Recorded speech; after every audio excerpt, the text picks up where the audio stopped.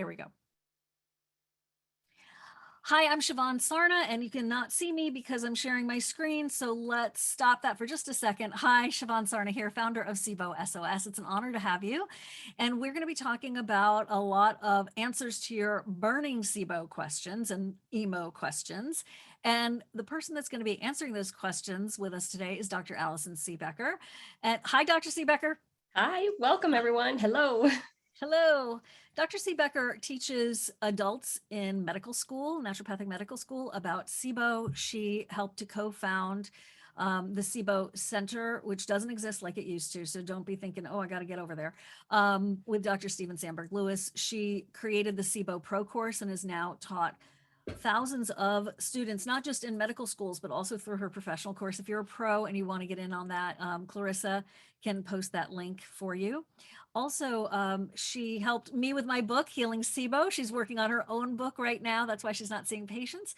And she also co-created and really was the primary driver of the patient course called the SIBO Recovery Roadmap. I do co-host with her, and she always tells me I know more than I think I do about the condition, and so she's very kind to receive my input. And so this course is very special. In honor of the course launching a new semester, we're doing this Q&A, and we have a special going on for you, which I'll mention throughout. But the main focus for you is to get some answers, and if it's a fit to do the course, super duper. But know this, I was thinking about this morning, Dr. Siebecker, is that if you sign up now in 2022, there are 6 Q&As. So that's pretty darn cool because we could easily charge $59 per Q&A. We haven't gone there yet. One day we might, and you're not going to see a free Q&A from us until further notice. We don't know when the next one is scheduled. So it's going to be months and months and months because she has to get writing on this book.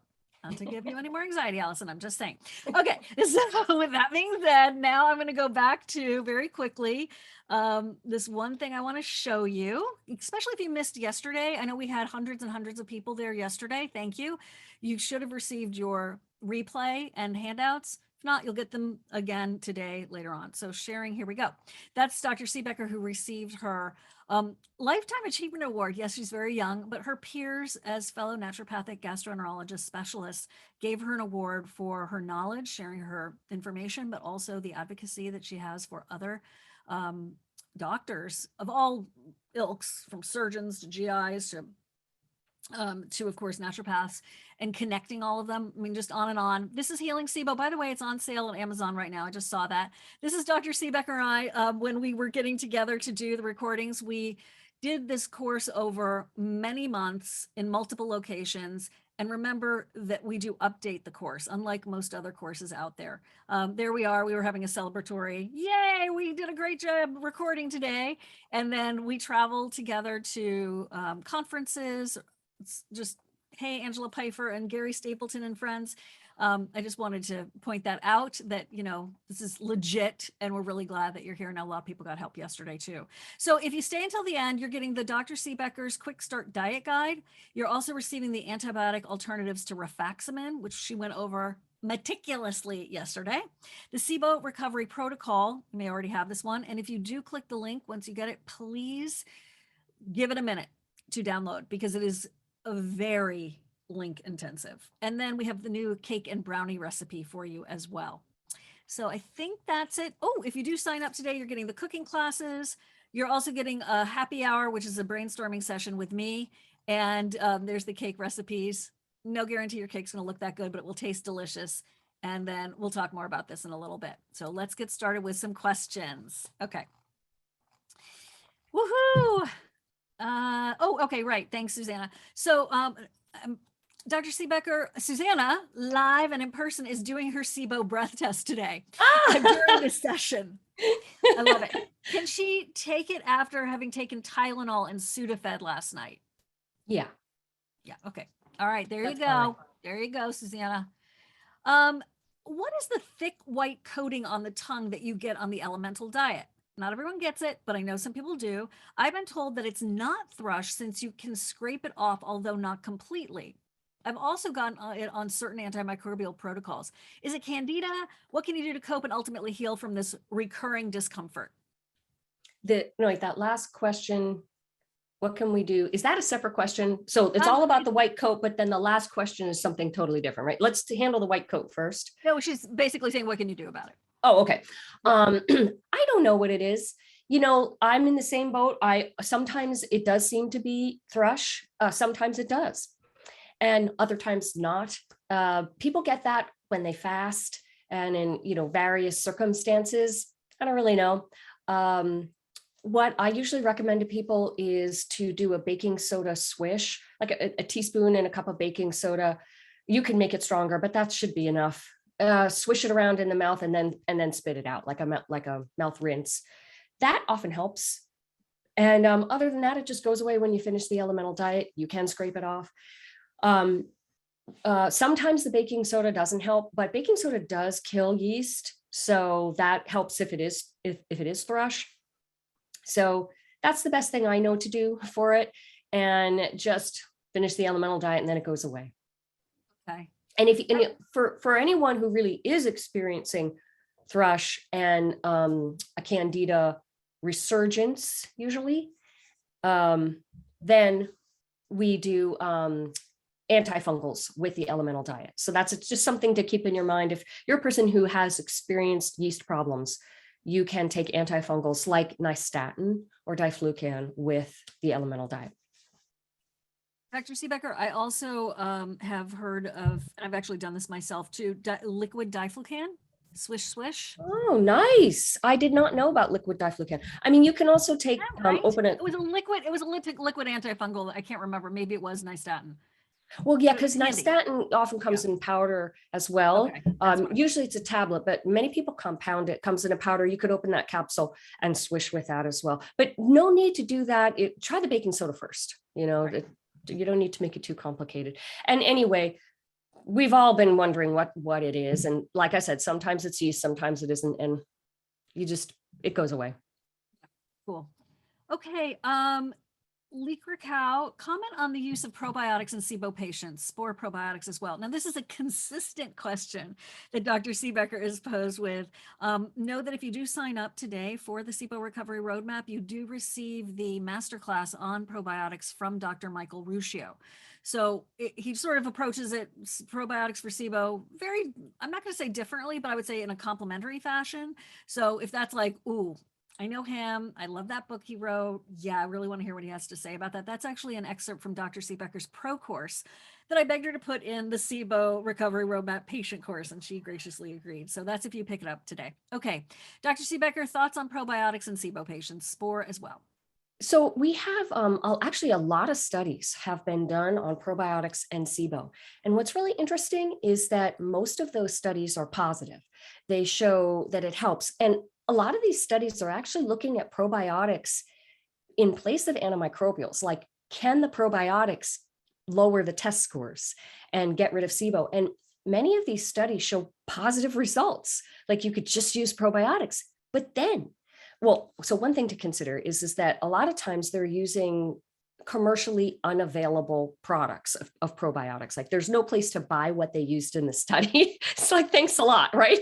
So, okay, but then when we come to real life with SIBO patients, it doesn't happen like this. Like, nobody seems to get these results really with probiotics. I can't say nobody, but it's very rare, right? So it's not like you can use a probiotic and you're all better.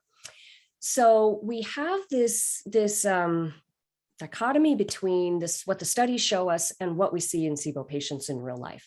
And in fact, what we see clinically is that many people with SIBO are aggravated by probiotics.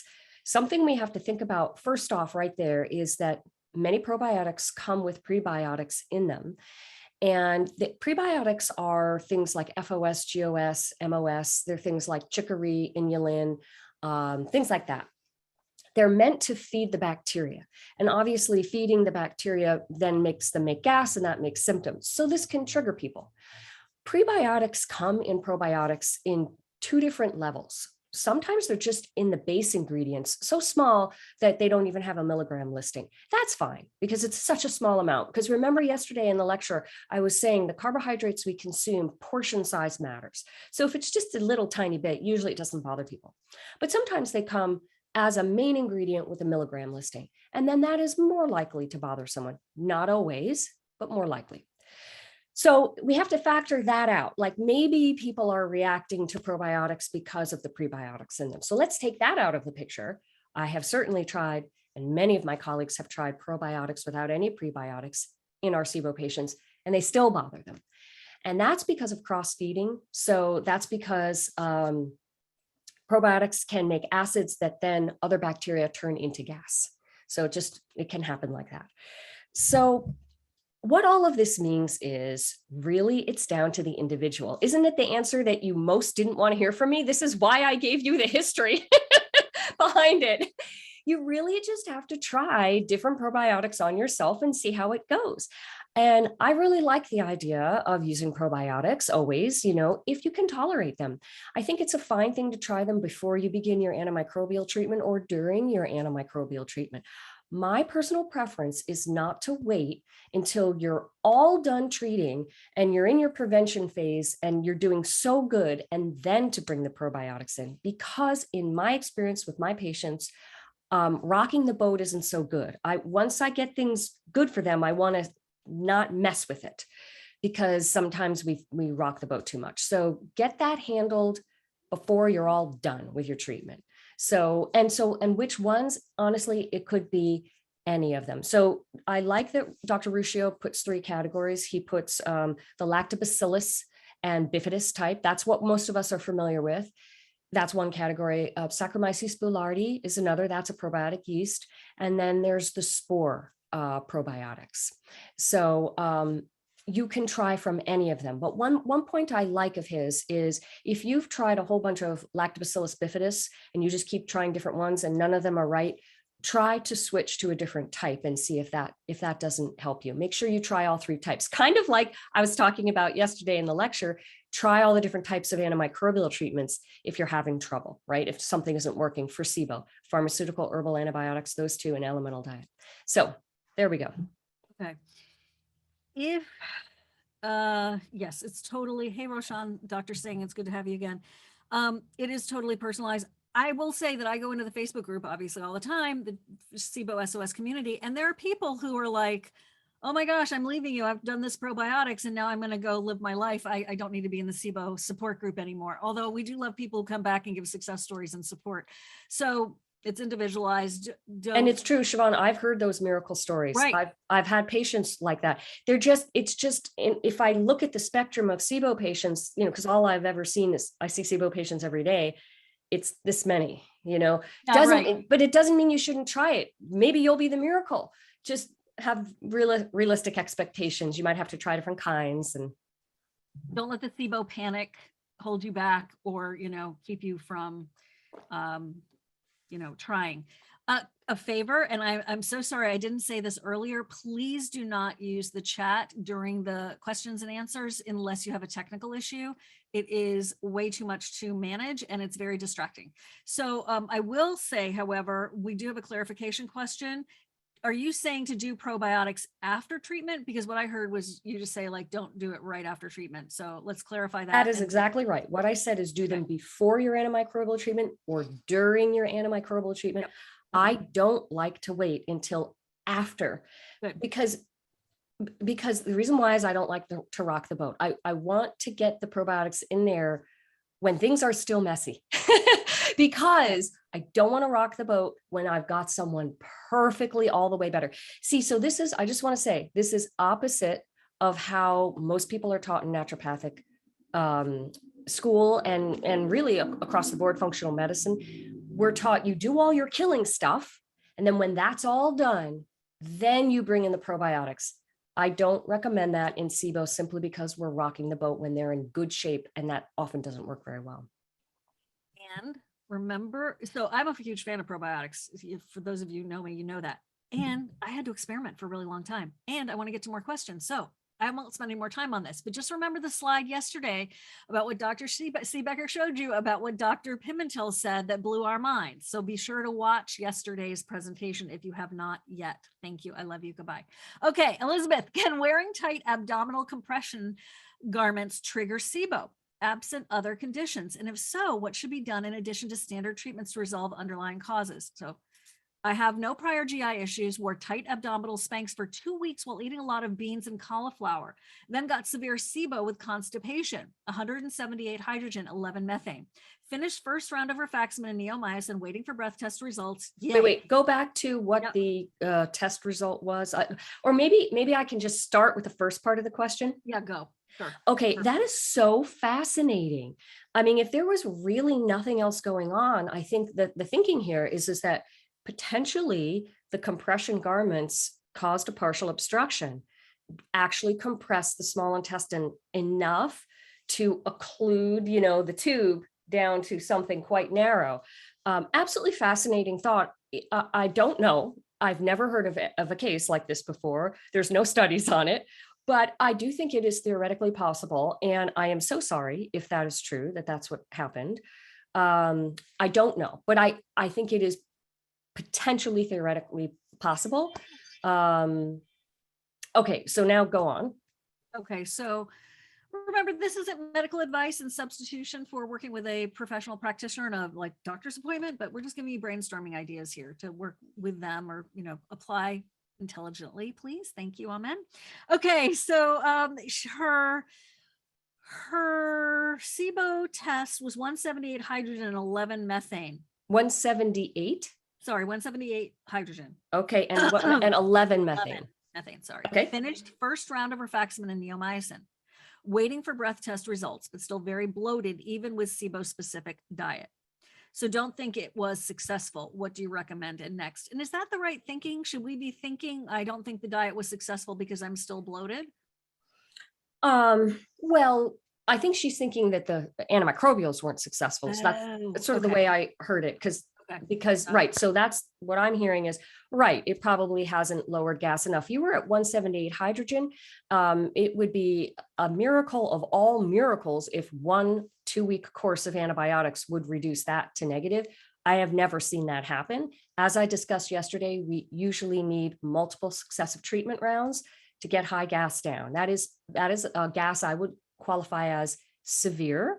So let me just bring out my calculator. A hydrogen of 178 on average. Antibiotics bring gas down about 30 parts per million per treatment round. So let's divide 178 by 30, and that gives us 6 treatment rounds. Okay, so I would not expect your test to get negative for 6 treatment rounds. It could, right? This is just like to be like, what's realistic here? So, the first thing to do is to bring those antibiotics to a 3-week round. Why not go longer than 3 weeks? Because in my experience, I see that's about all the effect we can get, and the potency and benefit of the treatment peters out for antibiotics, pharmaceutical, after about 3 weeks. So what you very well may want to do is move to something like elemental diet, which I've seen it bring down 150 parts per million gas in 1-2 week course. That might be another option for you.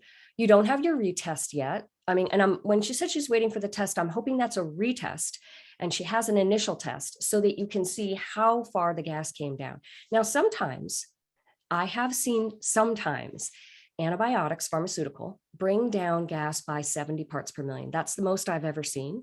And it is rare. And we consider it like phenomenal. So if that was to happen, boy, that would be really good. Then your gas would be would be close to 100. That's still severe gas. So you would still need how many more rounds, whatever, divide that by 33, 3 or 4 more rounds. So that gives you a sense. Basically, what is it that you're supposed to do? Keep moving forward. Keep doing treatment rounds until you can get that test negative or your symptoms 90% better. Please know that as the moderator here, I want everyone who just listened to that to apply it to their own situation. So I'm going to actually not say people's names anymore because these questions are so good and they are covering so many other people's questions. So I don't want you to think that, oh, well, that was her question, that doesn't apply to mine. Please learn from each other's questions because it's so, so powerful. And I know it's easy to go, no, I'm super special and I am totally different. And yes, you are. Everyone's special. Don't get me wrong. But please try to, really apply this information as much as possible. And please do not use the chat for for random stuff. That is strictly for technical issues. Thank you at this time. Okay, what's the difference? What's the connection between Hashimoto's and SIBO? The connection is this, that hypothyroid, now Hashimoto's can have periods of hyper and hypothyroid, but in general, hypothyroid is an underlying cause of SIBO. We don't know the exact reason, but there's a wonderful article that put forward 7, I believe, it might be 5, different theories of the mechanisms of action for in the body for how exactly that is. But the general overall premise here is that hypothyroid slows intestinal motility. And so that means it could slow the migrating motor complex. And that is our number one physiologic underlying cause of SIBO, is when the all-important migrating motor complex in the small intestine is decreased or deficient. So hypothyroid can do that. We know that people with hypothyroid typically have constipation, and people with hyperthyroid typically have diarrhea. So anyway, that's our connection. Okay. I wanted to take this one on too, which is that somebody has a teenager and their doctor said, hold on, their doctor said that, here, went teenagers and Xifaxan and Motegrity. My teen's GI says it isn't okay for children. The child is almost 14. Have you heard of any of that before? For both rifaximin and prucalopride, no, I haven't heard that. Especially, a lot of it can depend upon the weight too. But I have to say, we use rifaximin. There are multiple studies of rifaximin in children with inflammatory bowel disease, and that's actually where we got our original children's dosing protocols, from those studies. So clearly, it's being studied and used in children. Prucalopride has really no safety concerns, really. So, I mean, look, you're not going to be able to convince your GI, right? I mean, but no, from my understanding, I mean, I use them both, and certainly in teens and in children. In children, I always like to start with natural if we can do it, but we can't always. And my thing is, find out why the doctor is saying that. Like, do they have an experience, a personal clinical experience? That might be different, right? Or are they just like, it's on the label or whatever? But yes, I'd like to know why. Why is it a no? A lot of times these medicines were not in the United States for some time. For particularly prucalopride, it was actually created here in the United States, but due to the political situation of the FDA at the time, it was not going to be approved. They knew, and so they didn't even bother going through the expensive campaign to get it approved here at that time because of who was in charge. And they brought it to other countries, and it's been used in other countries for a long, long time. And so then we finally got it because the political leadership changed. And so what sometimes happens is doctors truly just go by in the US, I'm just saying that if this person's in the US, it's not approved for X. But then you look at all the other countries and you can see it's been used for children and teens and in studies. But sometimes doctors just have country blinders on. And, why would it be that it wouldn't be okay for children in the United States if it was okay for children in England? Do you know what I'm saying? But sometimes that's what it is doctors don't know that medicines have been used in other countries, have studies, have different things on their labels. So maybe that will help. Okay. I'm going to do one more here and then let's see. Whoa, you guys, God bless. There are hundreds and hundreds of questions, which is why with the SIBO Recovery Roadmap, we are doing 6 Q&A sessions if you decide to join us, which I really hope you will, because I can tell your pain and suffering. That's why we created all this, because we both had pain and suffered. Okay, have you found Ursi to be effective against H2S SIBO? How much do you use and for how long? Yes, and hopefully you were watching yesterday. I taught that yesterday. It was right there on the slide. Ursi went right through it in the combinations. Okay, John and Janet, will clearing up SIBO all the way eliminate food sensitivities? One would hope if your food sensitivities are all from SIBO, then yes, if you get rid of the SIBO, it would clear it. However, people have food sensitivities for other reasons. So like a very nice example would be lactose malabsorption or lactose intolerance. That can be caused by SIBO. However, a person could have had that genetically. It's also genetic. They could have had it genetically and not really ever quite, maybe it was somewhat mild, or they never linked it. Let's say you'd think it's crazy, but that happens if you've had it since you were your whole growing up genetically. Maybe you never linked it. You never linked that those symptoms were with milk or whatever, because you always drank milk and you always had those symptoms or something. And so anyway, if you had something pre-existing, that wouldn't clear up. People have all kinds of food sensitivities, though not just these types that go with SIBO. There's the most common type are to proteins. And so people can also have protein allergy to, say, like the proteins in dairy or various other foods. And then there's histamine intolerance and all sorts of other things. So that can also be caused by SIBO. So the answer is, if all of your food sensitivities are caused by the SIBO, then yes, they will clear when the SIBO clears. And give that at least 2 weeks after the SIBO is cleared, because the intestines need time to bring those enzymes back after the damage. So. Okay. Regards to a SIBO doctor in Florida, I'm going to answer this one. T Hunter, go ahead and look at the SIBO Florida Facebook group or page. There's literally a page about Florida and SIBO practitioners. You can find it on Facebook. And that's what I have to say about that. Okay.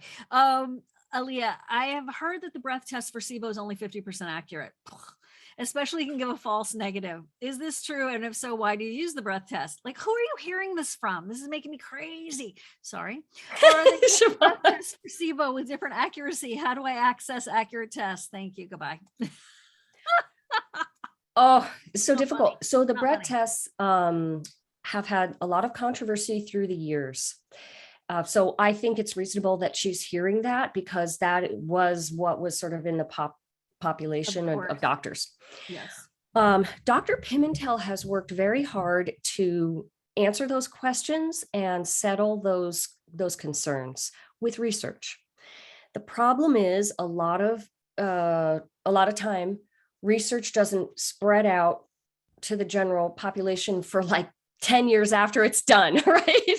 So now, the concern with false negatives for me with the breath tests are with glucose, because when we use glucose as the sugar substrate that we're drinking, because glucose is absorbed within the top 2 feet of the small intestine and is then not available after that to feed the bacteria throughout the whole rest of the 18 to 22 feet of the small intestine. So it's very easy to get a false negative with a glucose breath test.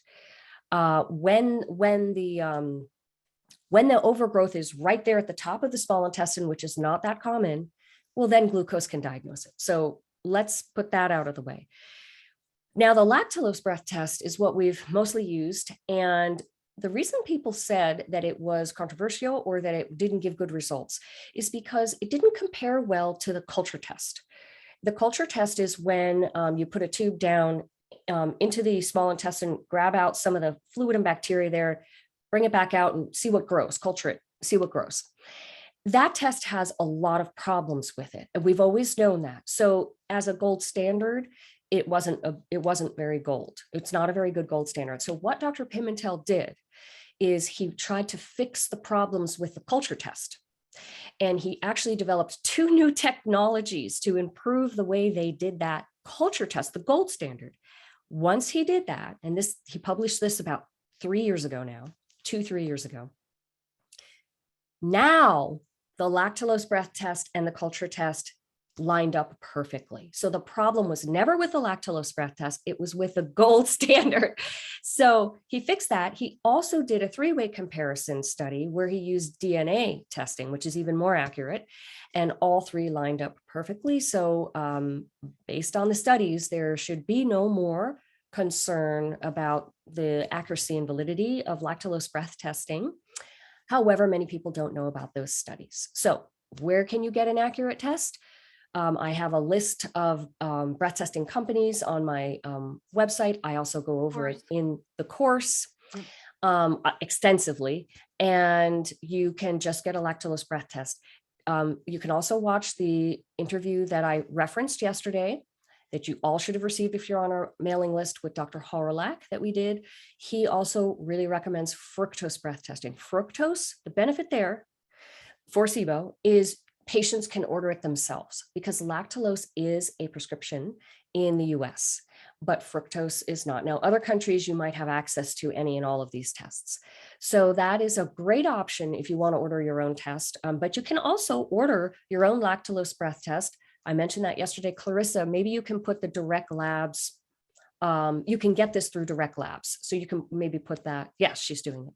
So that's the answer to the question. Hopefully that works for you. Good luck convincing your doctor who hasn't read these research articles. I do have some of those articles. I think I have them all in the patient course, because we have a whole section of things you can bring to your doctor to try to convince them and bring them up to speed. We have the studies there you need to show them for each of the things that they sometimes have problems with. I believe we've put this in there, Shivan. We have. I'll just show it to you very quickly. We do have the course on sale if you're interested, and Clarissa's put the links in there for the SIBO recovery roadmap, which is what the whole course is based on. I hope you'll get a chance to join us for this, because we do have the 6 Q&As included, and as well as, like, so let's say you joined us last year, or you are invited to future Q&As as well. So this is like an into the future course, and you also get the updates, the research updates that Dr. Siebecker, information that's really, really going to make a difference. We put it in there. We do have one exclusive Q&A for you if you join us right now. That's just for the people in this semester. So it's like a super small, intimate group. I mean, they're all usually fairly small and intimate, but I did want to let you know about that. Here's the protocol that she's developed with Dr. Stephen Sandberg-Lewis and Dr. Pimentel. This is the foundation for the course and also for successful SIBO treatment. Here's some of the slides from the course itself. There is a beautiful presentation set. I'm just going to quickly go through them. And like, this is an example of the lower left side of the updates. And then here are some solicited testimonials. If anyone's been in the course, I'd love to hear you pop into the chat and give us some love about it, because it is such a wonderful labor of love and has helped you and so many other people. Steve sent this to us unsolicited. All those are unsolicited. And then Kanu also, I appreciate her so much, and her story is so powerful. This is what it looks like. It really should be probably a $2,000 plus class course, but it's actually $300 right now, $298. And we do have a payment plan if you want. You get updates. Someone asked me, like, how long do you have to do the course? I'm really busy right now. Can I start it next month? Yes, this is drip. This is not a drip course. So if you've ever taken a course online and you're like, here's week 1, here's week 2, and you're like, I'm ready to go. Wait a minute. I want to know. I want to skip ahead.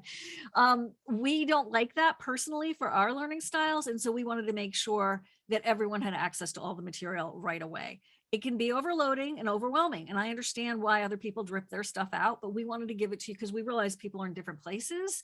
And so don't get overwhelmed. Some of the lessons are as short as a couple of minutes, some are longer, but it's all very organized and really beautiful.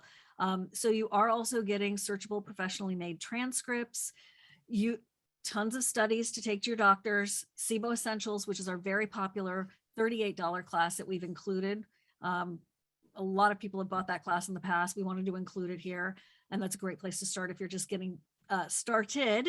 You get handouts, guides, research studies, bonus videos, including cooking lessons, master classes, Facebook community, some more testimonials right there, but you'll know exactly what to do next. And this is what it looks like once you purchase the course. You're going to get this welcome letter.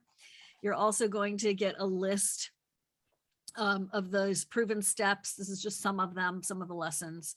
Facebook group link if you want. You don't have to be in Facebook. Let's get that right out of the way. This is not like it's not a prerequisite, or it's never important that you do that if you don't want to. Can if you want to.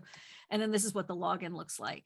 So I just wanted to share that with you, what it looks like in the course. Wanted to really make it obvious. Here's what the course looks like. It's 69 lessons, actually. some are super short, some are like introductory and conceptual, but very practical, step by step. There's something, a 9-minute lesson on anemia, for example, sleep, bloating, pain, constipation. You can read these. And then testing diets and antibiotics are broken down. You've got other master classes built in there, how to deal with relapse. I mean, it is so comprehensive. I see your questions. We're going to get to some more. I just wanted to let you know that if we don't get it today, the first one that is just for this cohort is May 23rd, for example. So just FYI, and I wanted to share that with you so you can get a vision of what it would be like. So look at the top, studies to share with your doctor. This is exactly what Dr. Siebecker was just talking about. Okay.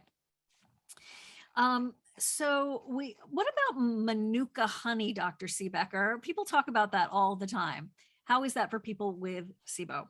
Ineffective because now I cannot remember the main antibiotic constituent. It's like methyl. I can't remember right now, you guys. Fuzzy brain from COVID, but it gets broken apart right away, very quickly in the stomach, and this is not a condition of stomach bacterial overgrowth. It's a condition of small intestine bacterial overgrowth, and in the case of hydrogen sulfide and methane, it can be large intestine overgrowth as well.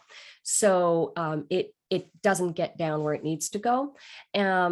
Unfortunately. So I love Manuka honey, keep using it, but that's not really going to be the right bang for your buck for SIBO. Use what I shared yesterday. Those are, thousands and thousands of before and after breath tests. That's another thing I really like to focus on. Everybody wants to use something from here or there. Why not use what we know works? Amen. So that leads me to colloidal silver. We get this question pretty much regularly. What about colloidal silver? It's antibacterial. How does that work for SIBO? Well, yesterday when I was giving the lecture on hydrogen sulfide, I had not colloidal silver, but another type of silver there with uva ursi as a combination. I haven't used that combination and tested before and after, but a colleague recommends that. Gave a lecture at a professional conference, passing on what he says. He has found that combination, it's hydrosol, silver hydrosol. He's found that combination to be helpful for hydrogen sulfide. So I passed that along. Colloidal silver, I used for quite a bit in the beginning when I was first treating SIBO in 2010, 2011, and I just didn't find it was good enough or strong enough. Dr. Paul Anderson says that silver really has what it can do is have sort of a mild, moderate antibiofilm effect. So I think, it might be fine to add it along with one of the other core treatments, any of the others that I recommended. But other than combining it with uva ursi for hydrogen sulfide, once again, I wouldn't rely on that. Rely on what I taught you. Why not use what we did before and after? Before and after tests for 5 years on all we saw were SIBO patients. Why not use those? It's always interesting to me how I'm giving you gold and people want silver. Yeah, right. But so I thank you, Dr. Siebecker. That was really well said. I really, really want you to get this, okay? Because I have been the victim of this myself and tortured myself, and I don't want you all to be tortured. This is part of the SIBO panic and anxiety matrix. But what if, but what if, but what if, but what if? And believe me, I was so very what if. And what I really needed to do, and I say this with love in my heart to myself as well, is to work with what has been proven, shown to work. I know it was a very strange combination, Dr. Siebecker, of like fear, anxiety, paralyzing me, but under the guise of getting more information, under the guise of a little more research. And I understand why we get it, because we are afraid. I'll speak for myself. I was afraid. I was afraid. What if I would have a reaction? I'm already so stressed out. I mean, I don't want to spend too much time on this because I know you all can relate, but I want everyone just to take a breath. This is why we're here on a Sunday, because Dr. Siebecker and I are totally devoted to getting this information to you that has the track record that is based on evidence, right? Like they say, evidence-based. People way overuse that term, but like this really is clinical experience. It's real, it's repeatable, and everyone is different. Like, so somebody's asking to answer this question about stool testing and worms. Shivan, before you go to it, I know you've asked many times for people not to use the chat box Oh, please don't. because it's distracting.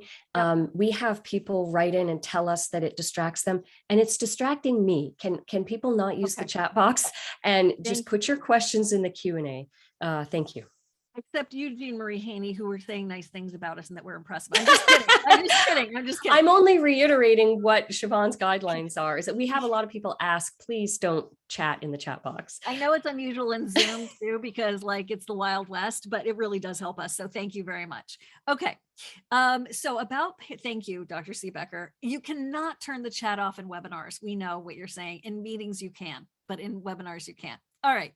So if somebody wants to know about these stool tests, somebody has been diagnosed or thinks they have worms from their doctor, parasites, what is the relationship in treatment for those situations? And what do you think about a stool test?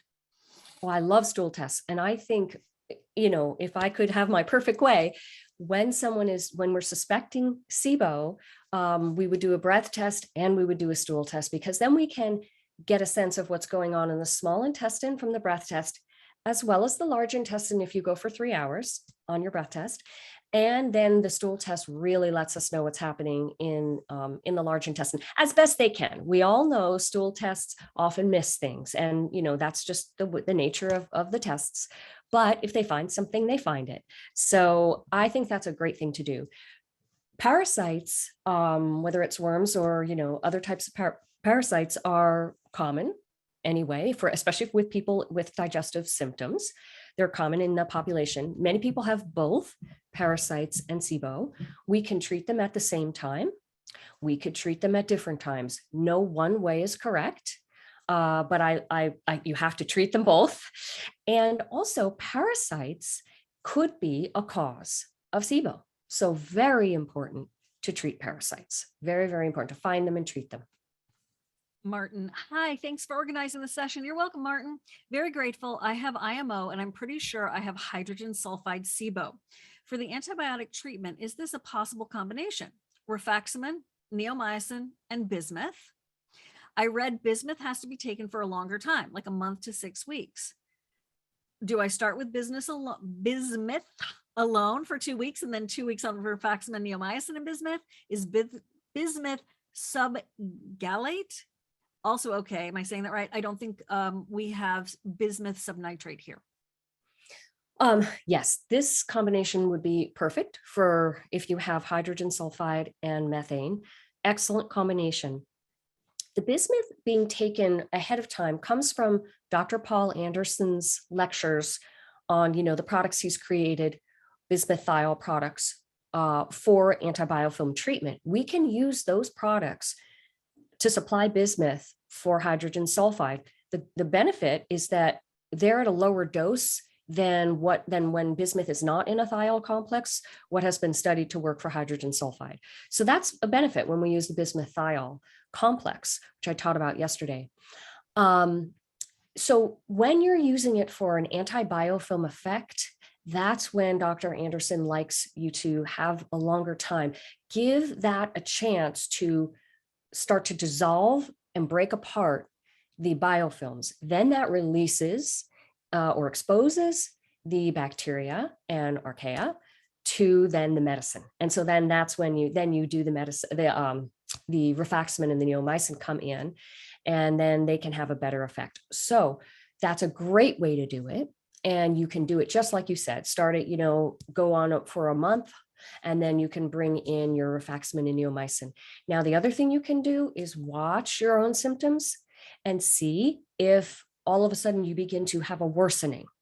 Because if so, that probably means the biofilm has opened up. Dr. Anderson teaches about this. And then at that time, you can just start your rifaximin and neomycin. If that doesn't happen, no worries, just go ahead with the treatment after a month. I just want to say to everyone, you don't have to do it that way.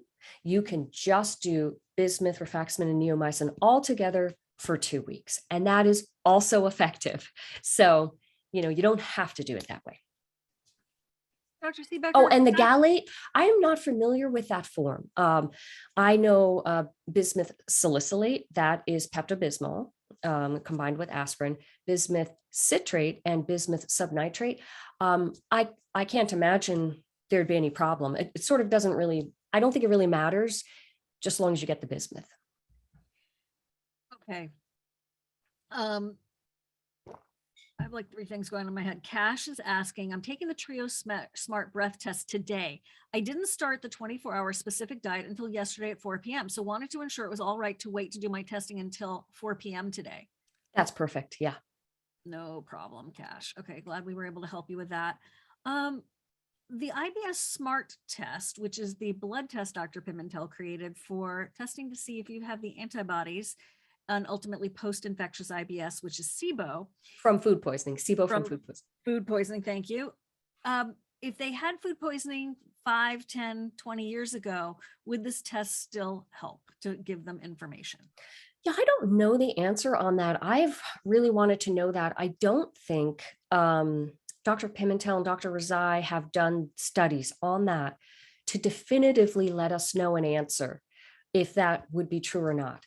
Without having a study to truly answer the question, I would say do the test because it is possible that from all those years ago, it would still show, because that autoimmunity is thought to be ongoing and incurable at this time. So that would make reason standing that if you had that situation, the autoimmunity got turned on and you still have SIBO, that it would be still ongoing. I definitely had my last episode of food poisoning was probably 2005, Dr. Siebecker.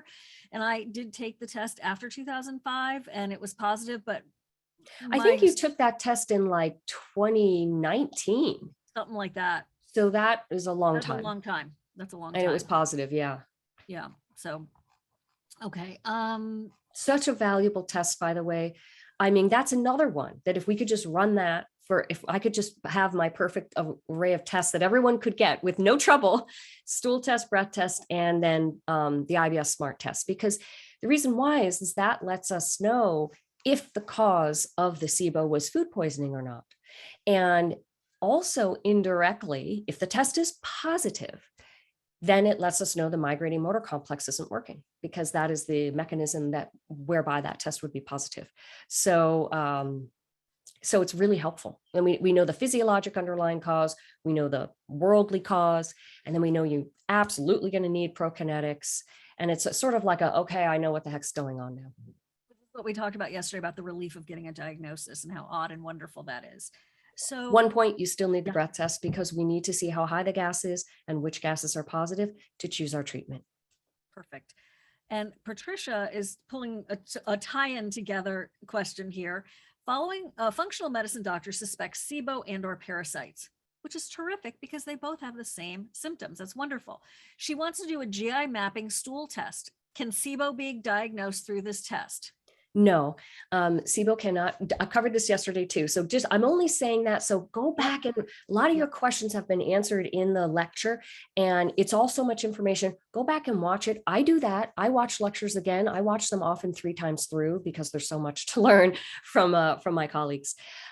Stool test cannot diagnose SIBO. It can only show us what's going on in the very end of the large intestine.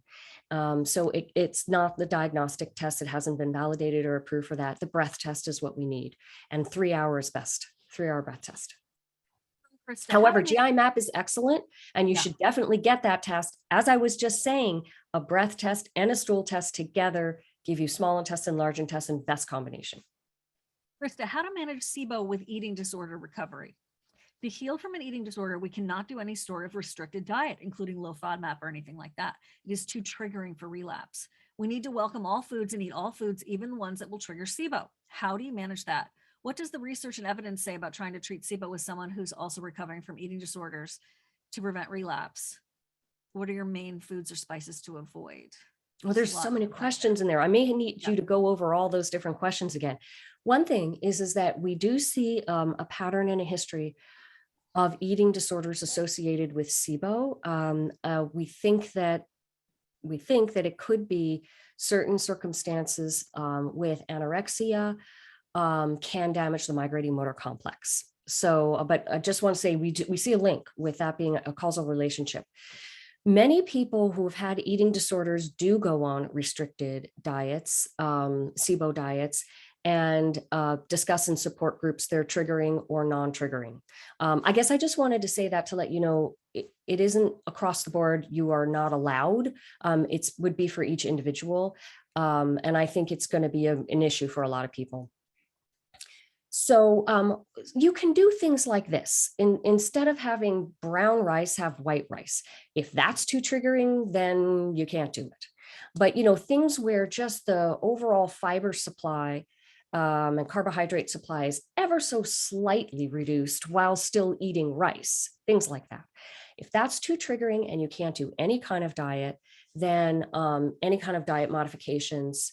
Well, she did ask, what was the last question, Shivan? It was something about spices and. Oh, what spices do you typically suggest people avoid, spices and herbs? I would say more so, well, yeah, I guess it sort of falls into food, spice, and herb. Really probably the two most triggering substances as a pattern, not for every individual, are garlic and onions. So again, you could do something like not cook with chopped up garlic, but instead use garlic oil. Like that's something the FODMAP diet recommends, or make your own, onion oil, and you can use that. Once again, that could still be triggering for somebody just because there's some amount of not eating this. And also garlic and onions are in everything. So that means you wouldn't be able to eat out, couldn't eat other people's foods. That could be triggering. So what I would generally say is you just have to focus, to sort of take diet out of the picture for symptom relief, because that's mainly what we're using it for. Focus on those antimicrobial treatment rounds. Probably put your efforts with testing and retesting to really track what's happening with your gas so you can better choose your next treatment, or your practitioner can get that SIBO treated, get the bacteria down and eradicated, because then diet isn't needed once you do.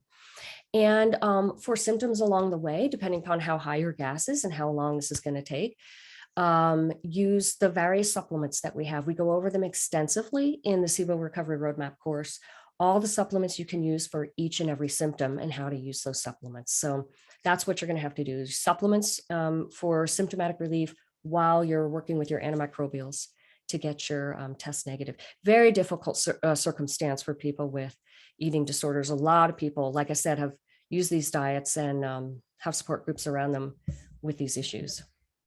Okay. We talked, an anonymous attendee, we talked about weight gain, like weight loss, and what to do to help gain weight yesterday in the training. So please go back and watch that. And then I'm going to skip that one for a second.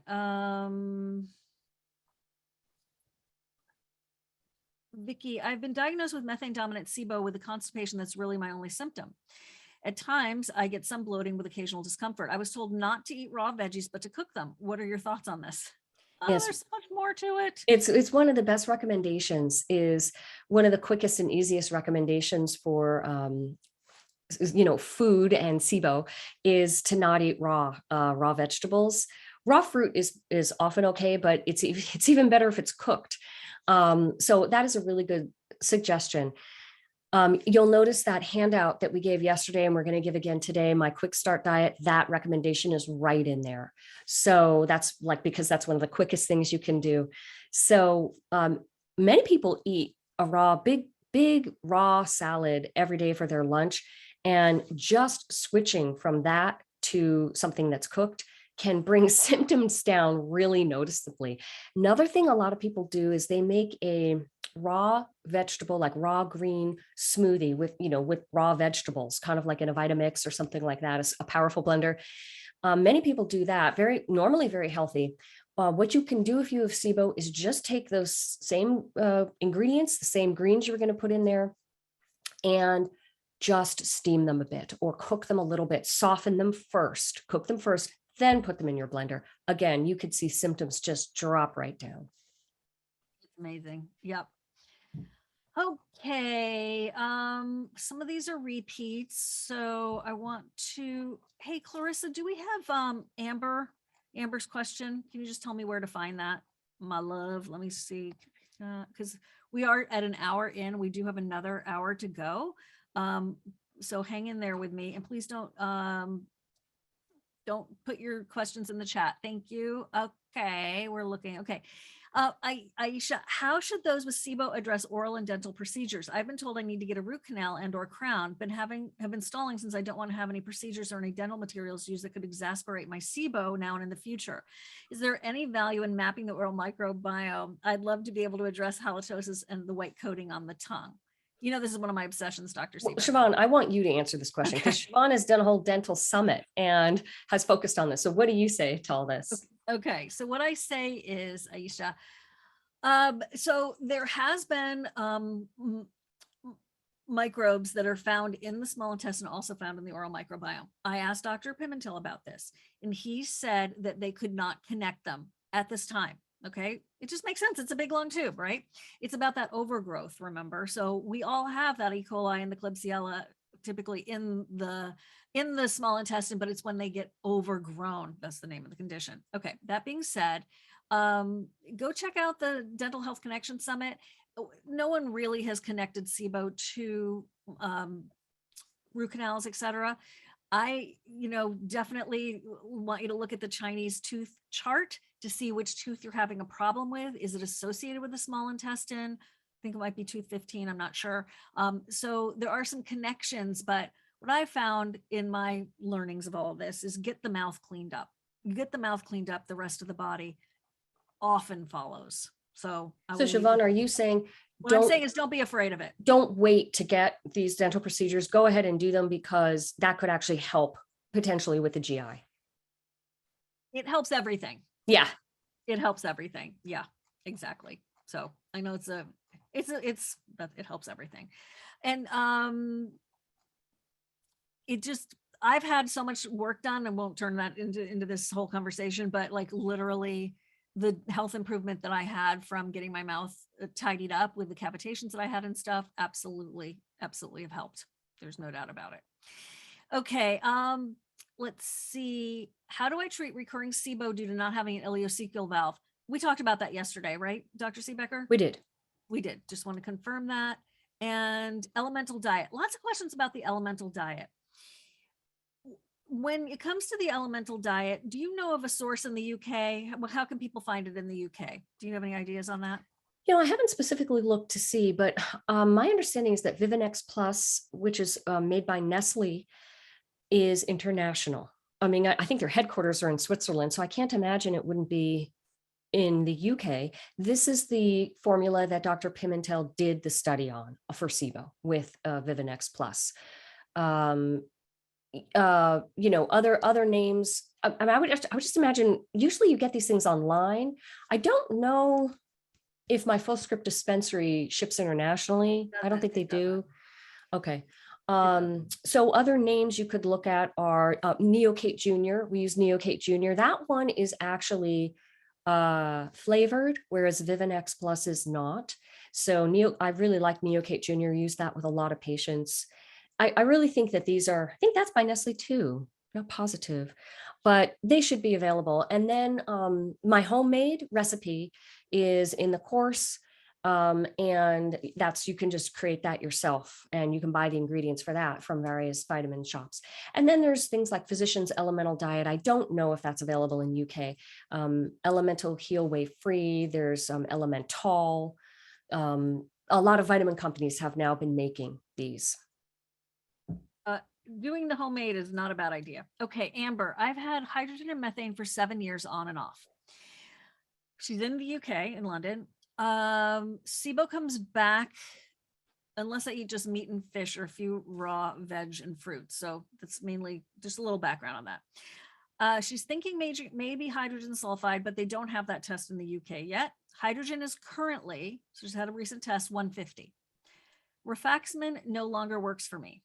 I've always taken it with a biofilm disruptor. Herbs have never worked for me. So my big question was, how many times did you do it and what were the herbs? With the elemental diet, the first time, 2 weeks, I completely got rid of the SIBO. Plus, I felt amazing. I tried again a few weeks ago, and I was totally different. Mm. After a week of persisting, I could tell it was causing some other problems. Mm. Maybe SIFO or histamine or hydrogen sulfide, question mark. I felt best to stop as I was severely bloated. I didn't stop burping. I felt exhausted. My brain didn't feel right. Mm.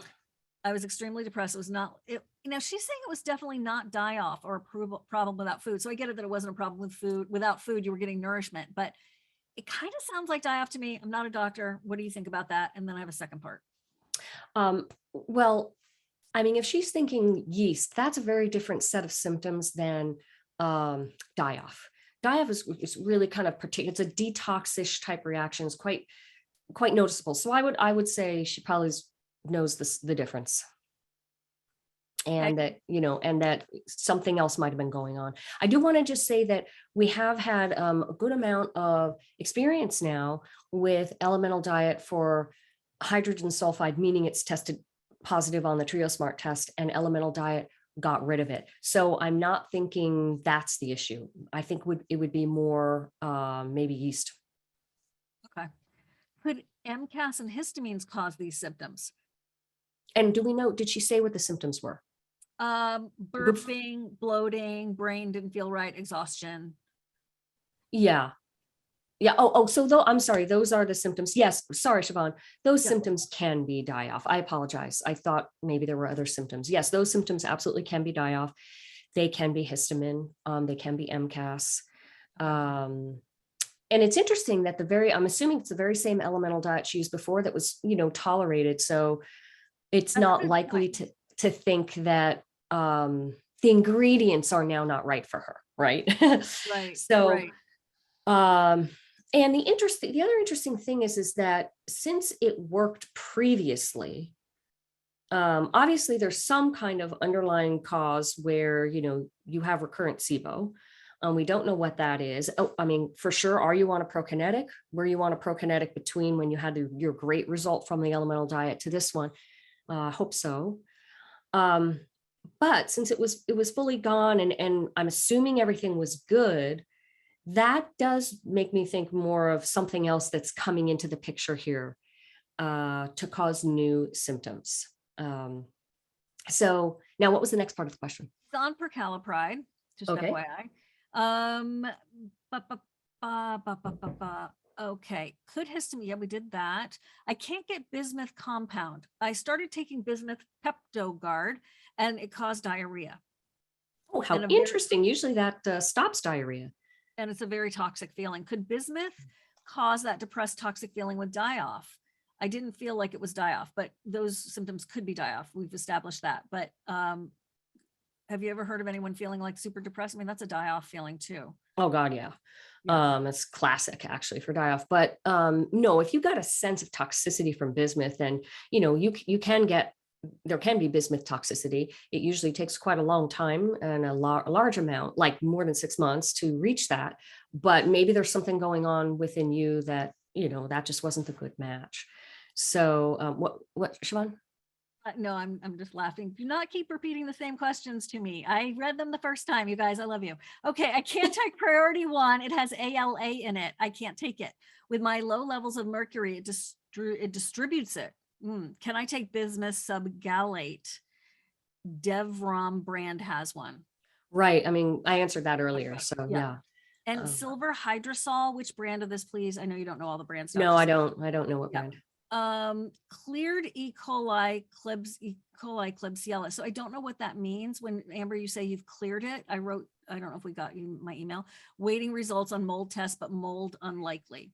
Now that would be very interesting. If somebody says they cleared E. coli and Klebsiella, the only test I know to know if your E. coli and Klebsiella is overgrown or not in your small intestine is an endoscopic culture test, that would have to be specific for E. coli and Klebsiella. I don't believe that's done except in research. So when she says she clears E. coli and Klebsiella, it can't be out of the small intestine that she would know that. It must be potentially on a stool test. So, Okay, you guys, I know which wouldn't be the small intestine. Right. Okay, here's the deal.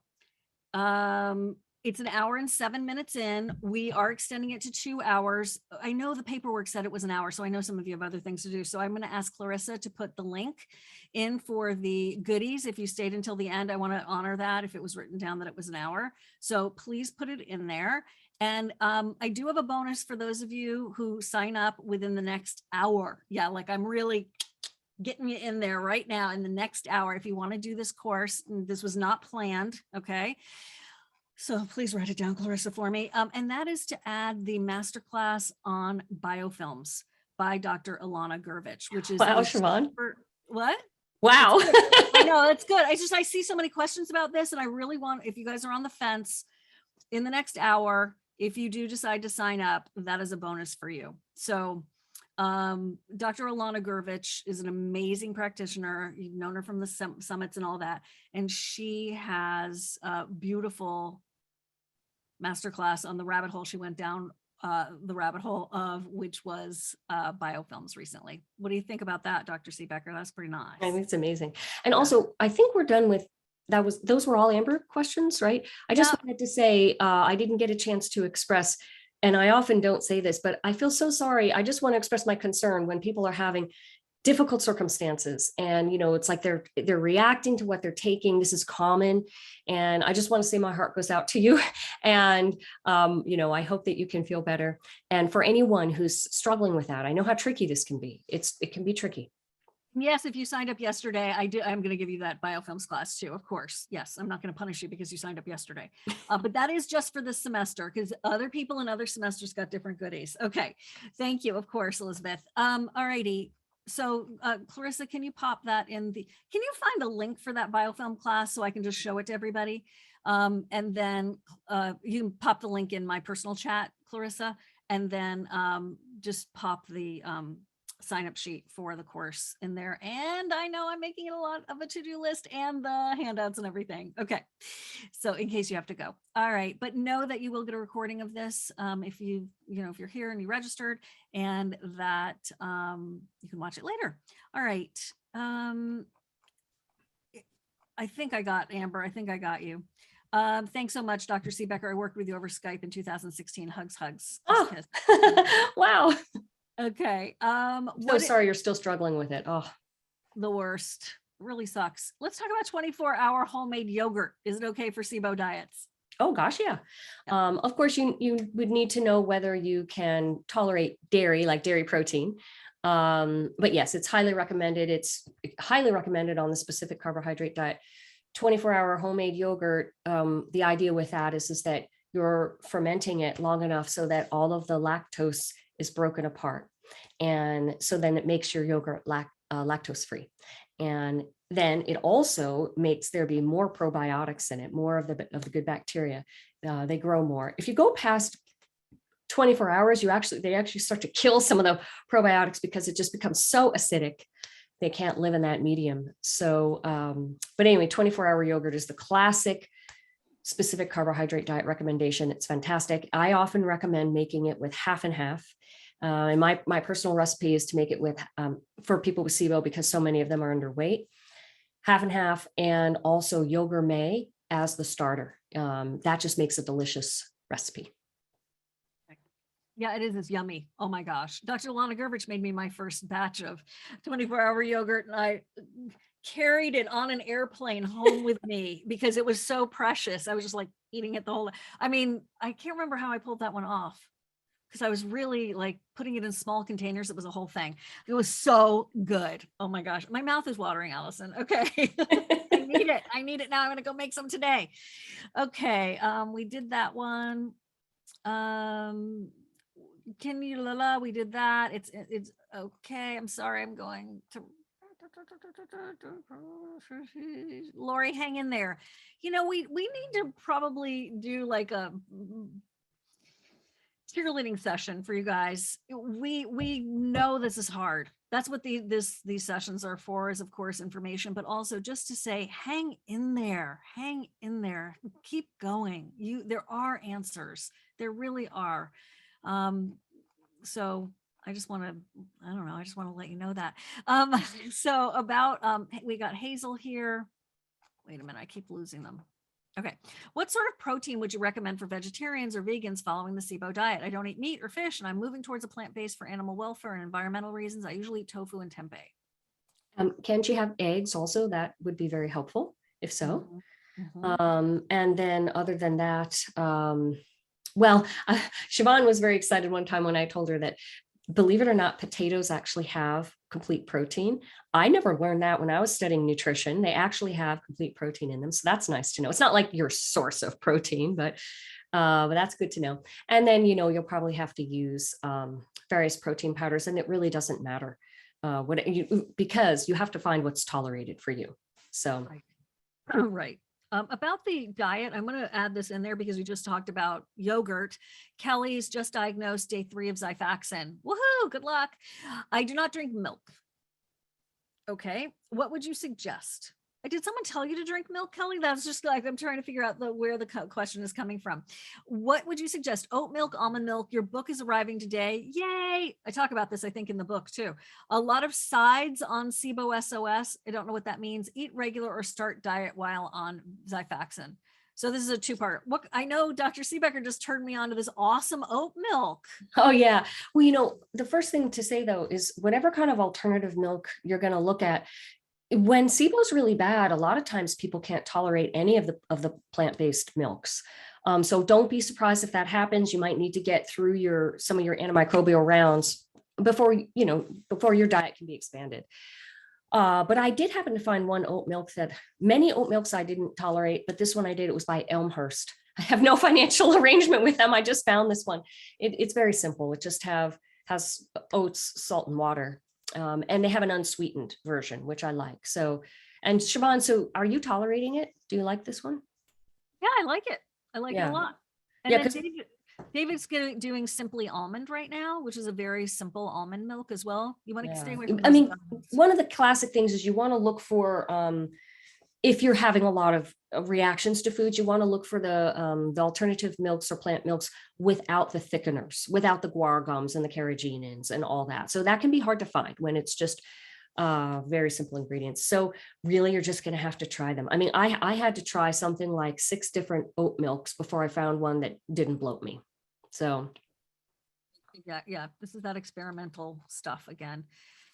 Okay, so this is like 3 or 4 questions about this from Gloria. Is just use hers as an example. Yesterday, Dr. Siebecker said to do the breath test for 3 hours, but Trio Smart only sends 9 bags and says to do it for 15 minutes for 2 hours. Now I spoke about this yesterday, didn't I? Maybe I didn't, but I'll make sure to. I don't know if you did. I think I didn't. Sorry. It was in January you did.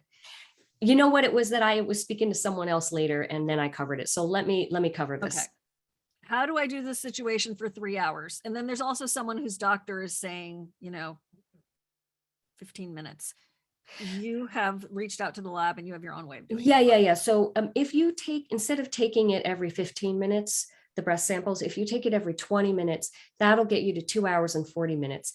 And that makes it sort of more simple. It's still not all the way to 3 hours. Another thing you could do is take the first sample. Now I've worked this math out before, and like I said, I'm a little bit fuzzy on math things, especially since I've had COVID this last week. But if you take your first breath after you drink your substrate at 30 minutes, then that would get you 10 minutes farther. You could even do your next breath at 30 minutes and then work out the timing to get you to 3 hours. But basically, because basically the lab doesn't mind if we mess with the timings. They'll report it on their graphs as you do it. So they said that's okay. That's not a problem for them. So you can change the timing of when you do it. But the reason that I said do it every 20 minutes instead of 15 is that it can be a little complicated when you're doing the test, and people can get confused. And so if you're having different times, like, first do it at 30 minutes and then do it at 20 minutes, people can mess that up. So if you just say, I'm just doing this every 20 minutes, it doesn't quite get you to 3 hours, but at least then you might not mess it up. If you are the type of person you're like, I'm not going to get confused, great. Then figure out a timing that gets you all the way to 3 hours.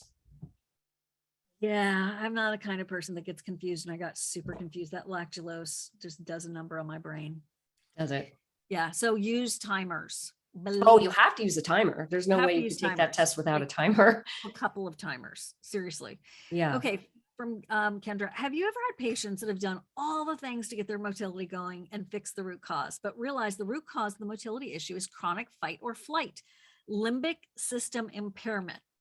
Have you ever found antidepressants necessary in these scenarios in order to calm the nervous system and improve motility? Story. I got SIBO after the stomach flu plus a Hold very on. I want to answer that because there's already Good. two questions in there. Yep. The first question, have I ever seen where someone's underlying cause is truly just sympathetic dominance, fight or flight? No, I have never, ever had a patient like that. Always we can find, and we do find that there is an actual disease process that has occurred. But before I go on, I want to say that I'm highly in favor of the treatments protocols for limbic system support and calming fight or flight and stress. And so these are the DNRS by Annie Hopper and the Gupta program by Ashok Gupta. And we put these both in our next steps for treating tough SIBO. So I think that can only very much help, but I have never seen a patient where their only cause was that. So let's go on now. Okay. Okay. A lot going on here. Okay, alrighty. I got SIBO after the stomach flu plus a very stressful season of life. I've been through clear passage. I just want to say right there, that is classic. We usually see a combination of causes with a 2-week. It's almost always a 2-week very stressed period. It's just incredible. She couldn't be describing more what I classically see, but there was the food poisoning. So, or no, it was flu. It wasn't food poisoning, right? Right, but you see, Dr. Siebecker, I have such a strong feeling that so many people say food poisoning, but they mean, no, they say stomach flu, but it was actually food poisoning. Okay, right. Let's right. A lot of us, right, are like, oh, but it wasn't food. Really think about this. It wasn't, we tend to say sometimes it wasn't food poisoning because you and I went to lunch and we had the exact same thing. Mary Jo was fine and I got food something. So I must have the stomach flu. But remember, Mary Jo doesn't have a predisposition to food poisoning because she hasn't had it like 6 times. The more food poisoning you have, the more susceptible to food poisoning you have. This is right. Dr. Pimentel, Dr. Siebecker, this is true. So because that happened to me, I would be like eating with everyone else and everyone else was fine. I thought, well, that's weird. I must have the stomach flu. And I had a predisposition to it. Okay, back to the story. Sorry about that. Thank you. Okay, I got SIBO after the stomach flu in a very stressful season of life. I've been through clear passage for adhesions treatment connected with endometriosis and chronic SIBO. FSM, frequency specific microcurrent for adhesions. That's awesome. Treated for SIBO many times with rifaximin, neomycin, antimicrobials, and I take Modal Pro daily. I haven't tried a different prokinetic yet, but I'm considering trying Motegrity. Just need to convince my doctor. Every time I treat, I relapse immediately. I've been through many natural therapies for mental health as well, supplements for neurotransmitters, EFT, EMDR, CBT, to try to help myself with my chronic panic and anxiety without feeling any relief. Oh, there was a question that I missed earlier. It's like, have I seen antidepressants be needed or helpful? Yeah, antidepressants are a valid, reasonable treatment for SIBO because they actually can help with motility. Believe it or not, depends on which antidepressant you're using. Some are better to increase motility. Some are better when a person is having a lot of diarrhea. But they're a long used remedy for IBS, not because it's all in one's head, but because they actually do have effect on the gastrointestinal tract. So those are very good options, especially with everything that you've tried. And boy, you've really put the work in, haven't you, to try all these different things. I don't know if this person has tried the DNRS Annie Hopper program or the Ashok Gupta program. Those would be excellent to add in. If not, I heard all the other things. And then just a comment, it sounds like she has both endometriosis and had stomach flu, which is food poisoning. So those are ongoing underlying causes for SIBO. I know you've worked on them, but that speaks to my point of it's never just, oh, there's too much stress. There, you have complete reasons that are forever causes of SIBO, unfortunately. And with food poisoning, I wonder if she's, or the stomach flu, taken the IBS smart test. That could be a good thing to do. But boy, you're doing all the right things. Prucalopride would be excellent. If you can convince your doctor to give it to you, that would be really a very good choice. When I couldn't get it in the United States, as many people couldn't for years because it wasn't available here, I did the Canadian pharmacy and it worked like a dream. Andrea, hey Andrea, I've been exposed to virulent mold mycotoxins and have received some treatment and have endured at least 3 rounds of antibiotics for SIBO with methane for a few years ago. Okay. Just remember, Dr. Siebecker was just talking about how 6 rounds might be needed for some people, depending on your gas levels. So I know, endured 3 rounds. I get it. Believe me. So endured makes it sound like they were difficult on her. Yeah, I know. So the thought of doing like any more, I'm sure, is horrifying. I'm now experiencing high anxiety and brain fog, difficulty with organizing and initiating plans. Any suggestion on where to start to reduce these symptoms and address the main issue? I mean, it sounds to me like you need to start again. What I would do is, like, if you're looking at the flow chart, the roadmap, do another breath test, because you need to see where you're at right now. Is it actually SIBO still? And if so, what are your gases? Do you have hydrogen sulfide? How high are they? And then just start I mean, of course, you're right now having a hard time starting anything or planning or being organized, but best I can do is just share what I would do. Then, you use the roadmap, look at all those treatments that I shared, and use one of the treatments. You can use herbal treatment. You can use elemental diet if pharmaceutical antibiotics were hard on you, or didn't do the job. Make sure you get on a prokinetic. It can be a natural one if you can't get one from your prescriber. You can order your own breath test if you can't get one from your prescriber. But this doesn't sound like the easiest plan because you're having trouble with motivation and planning. So it would be really good if you could work with a practitioner who could help you through this. And another thing is that brain fog sometimes responds to activated charcoal. So you can try some activated charcoal, 2 capsules at a time, and see if that helps at all. Shivan, do you have any particular tips from all the brain fog you've had? Oh my heavens, to Margaret Freud. You know what really helps me is getting body work done. And it takes a lot of time, don't get me wrong. And magnesium baths with ancient minerals, that particular brand, not all not all magnesium, but that seems to not bother my sulfur. And sleep. Really, when I had such bad brain fog, I know that doesn't totally like make it easy, but when I had such bad brain fog and I remember particularly this one day, and I stuttered because I couldn't speak. Like, I literally could not get a word out, Dr. Siebecker. And David looked at me and was so stressed. And I was so stressed because we were like, oh my God, am I having a stroke? And I went to bed. I went to bed, and God bless my body. It cleared, but that's what works for me. Getting myself into that parasympathetic state, like what we've been talking about, that is my go-to. Okay. By the way, did that person who was just sharing say that they were exposed to mold? Was that in that question? Oh Lordy. If you I don't know. I moved on, but she is signing up for the Gupta program, so that's great. She signed up. Because I just want to say, yes, Sharon had the mold. Yes. Okay, because if there's mold there, that's going to be really hard to move forward with, and that really usually needs to be dealt with first. And that's a harder one, I think, to do on one's own. I would really recommend trying to see a practitioner who could help you with that. It usually makes treating SIBO not very fruitful. You really usually need to get the mold cleared up. You have to get the mold cleared up. Have to. I'm so sorry. It's such a pain in the booty, but you do. Okay, I just want to show you something that Dr. Siebecker was just talking about this. I hope I did that right. What does that say? Hold on. Okay. nope, wanted to go to a different. So this is what I was just, I'm going to actually switch this. Hang on, you guys, for a second. Stop share. I'm going to go here because this is the PDF that works. Siobhan, while Yeah. you're showing them that, Yeah. I just want to take a quick restroom break since all the water I'm drinking. I'll be right back, Good for everybody. you. Okay. Okay.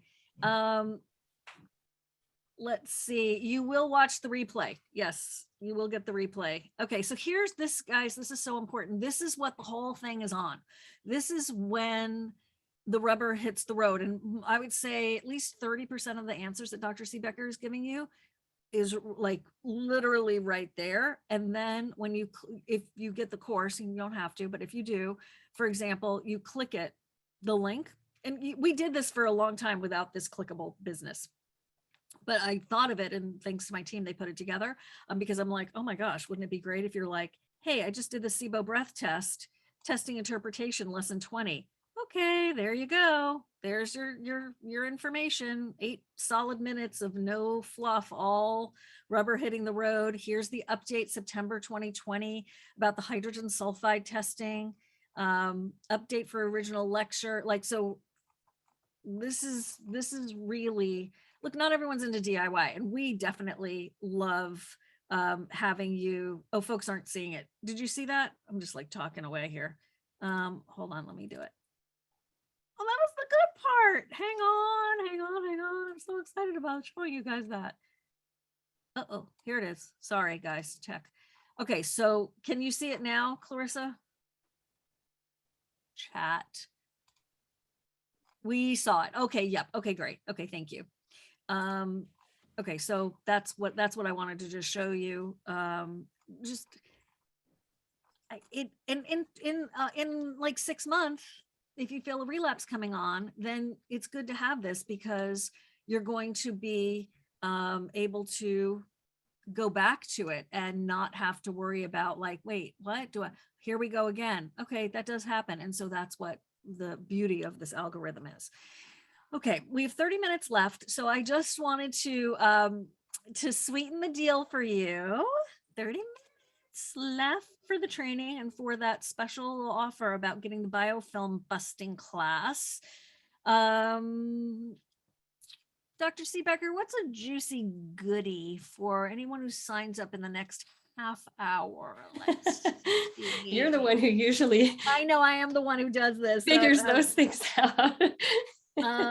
Let's see. I'm trying to actually supply you with answers based on the questions we've also didn't we have a that's elemental diet class? There's been so many questions on that, didn't you say? Yeah, that's a great idea. That's a great idea. So if you sign up in the next half hour, and yes, if you signed up yesterday or earlier, I'm not going to punish you for doing that, go team, then why don't we get you that elemental diet masterclass? That's a great idea. Very good, Clarissa, thank you. Yes. Okay, yep, it's going to take care of so many of your questions, absolutely. Okay, I love that. All right, so it's 1:31 Eastern time. So let's get that countdown going. We got 29 more minutes if you want that. And you'd also be getting the biofilm class. You'd also be getting the class from Dr. Michael Ruscio on probiotics. Thank you for SIBO. You'd also be getting 6 Q&As. This is like out of control. One of which is just for this cohort, just for this group. And those are like through 2020, and I'm going to go find those dates so we can get. And by the way, if you can't attend live, you can pre-submit your questions. You know, and they're not going to be as many questions as like what we were doing today, because they're, you know, it's a free for all today. We had thousands of people sign up for this session, so you know, obviously it's a little bit different. It's a smaller group. Hold on. Let me see if I can find. Clarissa, do you have those dates by any chance that you can cut and paste into the chat? It's not going to make or break it, but I just wanted you to have that information, just to be, you know, super specific. All righty. Then let's see what else they're getting. Cooking classes. I mean, and the updates and thanks. I think it was Becky who said that it's totally worth $300. Lena is a huge fan. So thanks, Jen. I'm thankful that you're here because you just reminded me. There you go. Hold on. Sorry. Boop, boop, boop. There you go. Okay.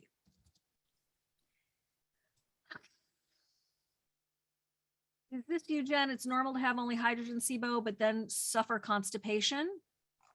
Yeah. Yeah. It's a strange thing.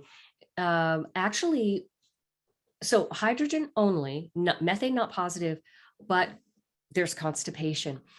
I wouldn't say, well, I'll say it's normal in that, yes, we see it, and we see it not that infrequently. It isn't the standard pattern. But one of the things that we don't truly know what's going on here, one of the things that could be happening is that the methane is at what we call undetectable methane. So too low of a level to see in the breath test, but can still be enough to cause constipation. Dr. Pimentel did an article on this, and he found a certain level that was present in the stool actually can cause constipation, but it's too low of a level to show up in the parts per million that we see in the breath test. We would need part per billion to be able to see it. Another thing is, I wonder what your level was on testing of methane, because since around 2014, Dr. Pimentel has argued to use 3 as positive for methane. And when they had their big breath test consensus, the others in the group were not willing to go to 3, they went to 10. But so if you have methane, and this I teach in my interpretation in the course, of course, but if you have methane from 3 to 10, we consider that positive if there's constipation. So maybe you have hydrogen positive and maybe you have methane at 3 with or 5 with constipation, then that's positive for methane. And then we treat both. I would treat probably for using the protocols for both hydrogen and methane if you have that constipation. Okay, somebody's asked, the flow chart suggests we don't get cured. Okay, that's not quite right. But Dr. Siebecker's, remember, her goal is at least 90% better. We'll explain this. So I'm glad you brought this up, because some people do, throw that out like, oh, SIBO's incurable. So it says the flow chart suggests we don't get cured, just 90% better, or repeat treatment as needed.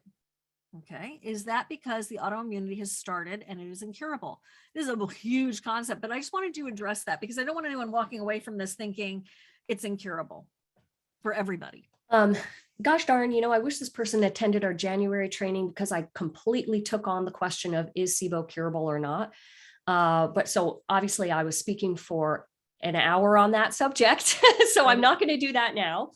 But okay, first off, 2/3 of cases are statistically shown to be chronic and relapsing in SIBO, which means 1/3 of all the people who get SIBO, all the cases of SIBO, it's not chronic and relapsing, meaning it goes away and stays away. So 1/3 of SIBO cases are curable, we will say, because it doesn't continue.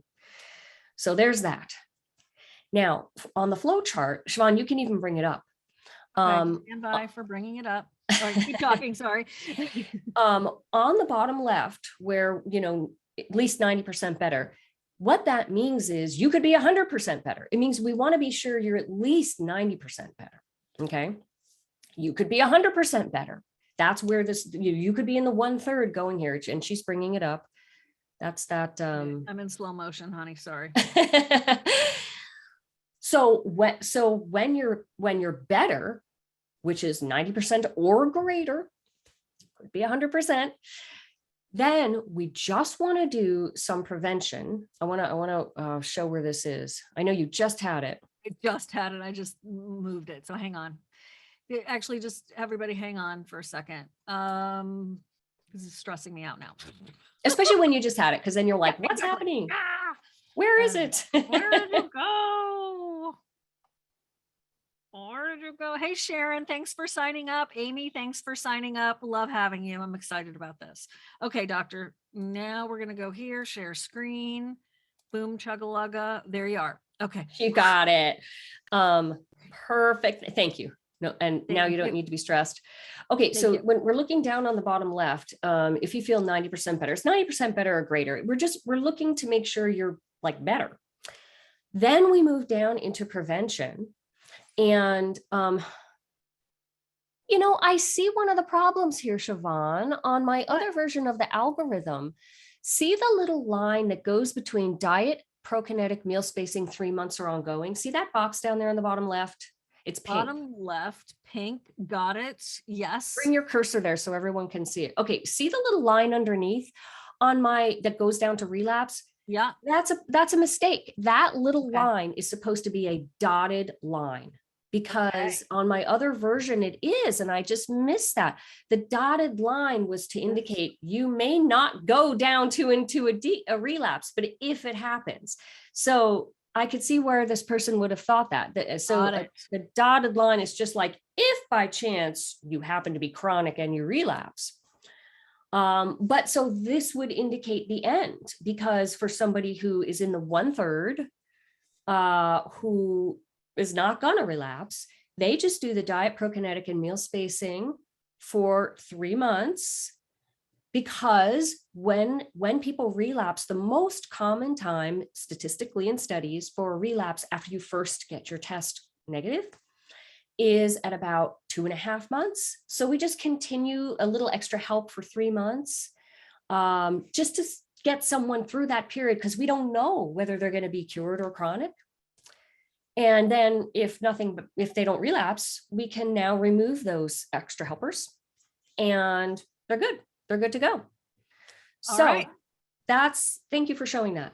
That I love all your little markings. Look at that. I'm having a blast. I'm having a blast. So that is, you guys, we will fix that. Okay. Thank you so much to anonymous attendee for asking that question. Oh my gosh, I'm so glad we got that. Clarissa, did you catch that? Thank you very much. Okay. Now, Anything else? the 1/3, I have to tell you that those people don't usually come to my webinars. Most of the people who are coming to my webinars were not handled. You know what I mean? Like, they did SIBO treatment and it didn't take care of everything. So that's the group I'm mostly speaking to, because otherwise it's done, and, and then they don't need all this extra help. So, Right. But now in that question, there was something about the autoimmunity. I want to clarify. While the most common cause of SIBO is from food poisoning, which is also called stomach flu or traveler's diarrhea, and also called acute gastroenteritis, that is not all of the causes of SIBO. So the autoimmunity is only present in the people who have SIBO from food poisoning. All the other people do not have autoimmunity, like, for instance, endometriosis.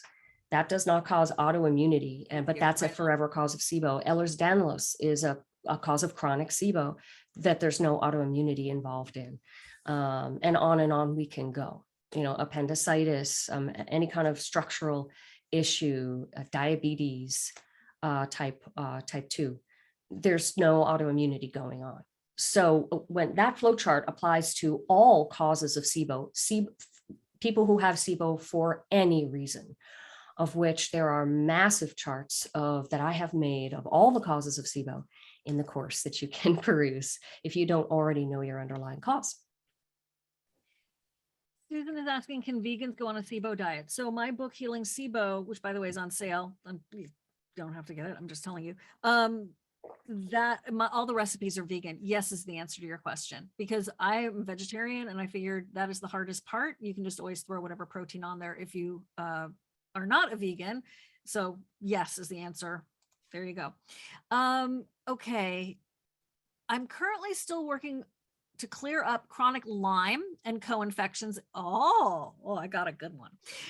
Including EBV and Marcon's staph in nasal passages. Is it possible to heal SIBO simultaneously, or is it best to wait for SIBO treatment? I'm just miserable with the constipation and the bloating. It's unbearable to the point I don't want to eat anymore. I really want to clear the SIBO. We hear you. So can you start again? What was the original? What is the question? Okay. I just want to know, what were the conditions? I heard the nose. What was the original condition? Lyme. Lyme. Right. Lyme. My experience with Lyme and SIBO is that I think it's a good idea to treat the SIBO first for comfort, and also, like, as you're saying, to get the to get the symptoms controlled. But also, now this may not be other practitioners' experience, but my experience is when patients do their Lyme treatment, oddly, it seems to sort of make it harder for the SIBO treatment to work. I've experienced that with many patients. I don't know why. So if we treat the SIBO first, get it down somewhat, get your symptoms in a good place, then you move into your full-blown Lyme treatment. We've already made headway with the SIBO treatment, and I find that to work best. Other practitioners may not find that. You're going to have to treat the Lyme. It's an underlying cause of SIBO, and obviously you have to treat Lyme anyway to just get yourself better. So I would recommend doing it that way. Okay. Thanks, Clarissa. She caught the revision for the thing. And Clarissa, can you also, sorry, everyone, can you also make a task that we send an email out to everybody about the correction? Because I think that's worthy of an email if they're enrolled in the course. Okay, thanks. All right. We have a very beautiful set of, we have a masterclass on Lyme with Dr. Tom Messenger. And so we have, I'm going to extend this. If you sign up right now for the SIBO Recovery Roadmap course, you're going to get, here we go, the Probiotics Masterclass with Dr. Michael Ruscio. You're going to get the Biofilm Masterclass from Dr. Alana Gurvich. I mean, these are $59 each, easy all day. You're going to get the Lyme Masterclass with Lyme expert Dr. Tom Messenger. You're going to get, okay, this is crazy. A Partridge in a Pear Tree, 6 of the Q&As, one just for this cohort. And and you can pre-submit your questions if you can't attend live. Cooking classes, of course, the course itself, this is out of control, but I really want you all to get the Lyme class as well. Woo! All right, did you catch that, Clarissa? I'm making it up as I go along, sister. We got 15 minutes left, okay? So please come in and get it. Thank you. All right. Oh, look, she's typing it up as I'm speaking. Like, God bless you, Clarissa. Okay. Let's see. Here we are. Shivan, by the way, I don't recall, are the January, the 3-part series January webinars I did, are they in the SIBO Recovery Roadmap course? They are not, but I was going to ask you if we could put them there. Right. Yeah, we can talk about that. Because I think you've covered some things really uniquely in those trainings that I think could help some people. And just, if somebody's already gone through the whole course, just like a little booster. Right. Yeah, because I just went back and looked at that because I really wanted to address that in January, this question that I don't know who it was who brought up about can SIBO be cured? And I'm just looking at it right now. And yeah, I had several slides all about circling the 1/3 and saying how they are not chronic, they don't relapse, they can be cured. We had slides right on that. Very clearly discussed. It's so important people know that. So important. March 28th is the first class, is an error, trying to think what you mean. I think I mean May 28th. I think we'll have to look. I don't know. Is that a typo, Clarissa? Can you just check out the dates? Yeah, March has already happened. Okay, how will you access these bonuses? Well, since I'm making them up as I go along, we haven't put them in the portal yet. So for all the bonuses, give us a little bit. Well, usually we're done with things like that within a week, but trust me, you have tons of stuff to go through right now. But that's a great question. Yes, I can extend it 15 minutes, Judy Waters, of course. Yeah. Okay. So like, what time is it? It's a 1/4 so 15 past the hour. Okay. Then we can all go have a great weekend, or whatever's left of it. Okay. I already asked you that one. Okay. A lot of people are asking this about the diet during treatment. We'll give you the proper dates, guys. Don't overthink the dates. There's 6, trust me. No, the second date is May 25th. So we'll get the dates to you. Mercury's already like hitting me retrograde. But I'm sure Clarissa's looking at it. So here's the thing about the diet during treatment, Dr. Siebecker, and the controversy with what Dr. Pimentel says, blah, blah, blah. If you could address that, please. That's going to take care of like 20 people's questions. Sure. Yeah. So, Dr. Pimentel many years ago spoke about his idea that you wouldn't want to be on a very low carbohydrate, restricted carbohydrate diet while you're taking pharmaceutical antibiotics because he was concerned that if you go too low carbohydrate, there isn't enough food to stimulate the bacteria, their metabolism, and they would go into a hibernating period. And then when bacteria are sort of hibernating, they're not replicating, and the pharmaceutical antibiotics don't work on them as well. And this is a valid point. We don't know, though. It's a valid point from research studies that are not on SIBO and that are not on low carbohydrate diets for SIBO.